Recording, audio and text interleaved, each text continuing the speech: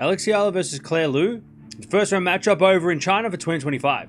Both players have had different seasons to get to this stage. Liu entered the tournament as number 305 in the world, with a 17-win, 14-loss season so far. Her best result was actually making the quarterfinals of an ITF event back in September, eventually losing a 3-setter to Cross. Her best win, however, came against Dollarhide in the qualifying of Miami, who was 75 in the world at the time. Her worst loss was actually against the number 587 in the world, Malice, which was in a ITF event back in June. Her form's been pretty good. She did make it through the qualifying of the US Open to make the main draw. Ended up losing to Buksha in the first round, and then of course Buksha beat Eala, so these two could have played at that point. But she has been putting a lot of wins together in this comeback. Eala entered the tournament as number 54 in the world, with a 38-win, 23-loss season so far. Her best result was winning in Guadalajara, the 125 Challenger event, beating Udvardi in the final there in a 3-setter. Her best win, however, came against Swiatek in Miami at the start of the year. Her worst loss just before that was against the number 266 in the world, Riser, in a Challenger event early in March. Her form hasn't been great the last couple of tournaments,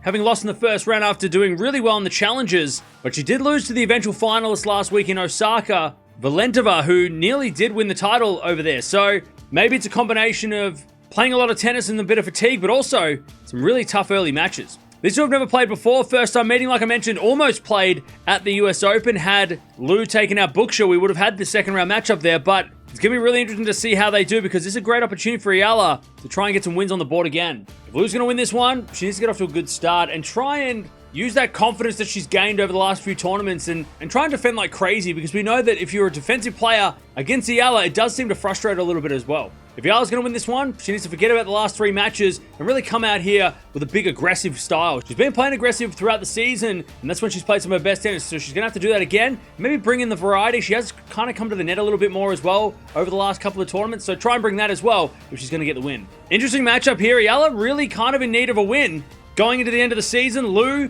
she's just trying to come back from dropping down the rankings over the years, but I'm going to go with Eala in 3 sets. I reckon this is the type of opponent that is perfect for her, someone lower ranked. Of course, last week she played a Valentova who was very aggressive and maybe caught her by surprise, but this might be a little bit better for her and a bit better preparation going into this tournament. But let me know in the comments below who's going to win this one.